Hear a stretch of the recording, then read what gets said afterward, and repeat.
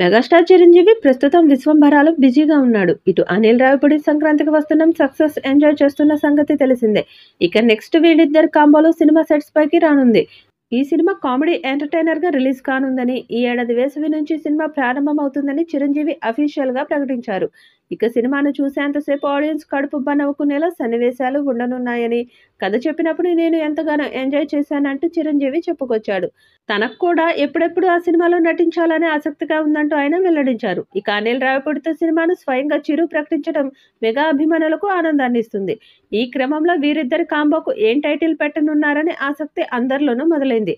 కాగా తాజాగా ప్రముఖ డైరెక్టర్ రాఘవేంద్రరావు ఓ టైటిల్ కాంబోకు సజెస్ట్ చేస్తూ స్టేజ్ పై కామెంట్ చేశారు. వెంకటేష్ హీరోగా అనిల్ రావిపూడి నటించిన సంక్రాంతికి వస్తున్నాం సినిమా హై సక్సెస్ అయిన క్రమంలో మూవీ టీం విక్టరీ వేడుకలు నిర్వహించగా, దీనికి దర్శకేంద్రుడు రాఘవేంద్రరావు, హరీష్ శంకర్, వంశీ పైడిపల్లి స్పెషల్ గెస్టులుగా హాజరయ్యారు.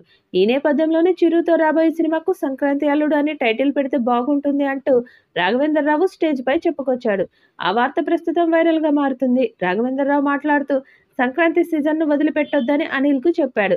దాంతో మెగాస్టార్ 157వ సినిమాకు సంక్రాంతి అల్లుడు టైటిల్ పెడతారని వార్తలు వస్తున్నాయి.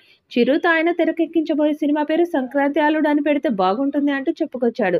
తాను తెరకెక్కించిన సినిమా ఇండస్ట్రీకి అసలు సంక్రాంతి తెచ్చిపెట్టింది. ఎక్కువ థియేటర్లలో ఎక్కువ షోలతో ఓ సినిమా ప్రదర్శించడం చాలా రోజుల తర్వాత నేను చూస్తున్నానంటూ రాఘవేంద్రరావు వెల్లడించారు. ఇక ఈ సినిమాలో హీరోయిన్లు ఐశ్వర్య, మీనాక్షి నటన అద్భుతంగా ఉందని, వెంకటేష్ బయట సైలెంట్ గా కనిపించిన ఇద్దరు హీరోయిన్లతో తెరపై బాగా సందడి చేస్తాడు. బీమ్స్ సంగీతం సినిమాకు మరింత హైలైట్ గా నిలిచింది.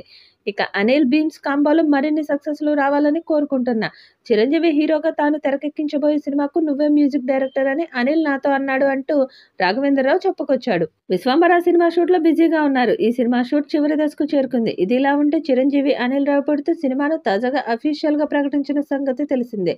సాహు గారపాటి సుష్మిత నిర్మాతలుగా ఈ సినిమాకు వ్యవహరించనున్నట్లు క్లారిటీ ఇచ్చేశాడు చిరు. ఇక ప్రస్తుతం శ్రీకాంత్, నానితో ది ప్యారడైజ్ సినిమా తెరకెక్కిస్తున్న సంగతి తెలిసిందే. ఈ సినిమా షూట్ తర్వాత చిరంజీవితో సినిమా మొదలు పెట్టనున్నారని సమాచారం.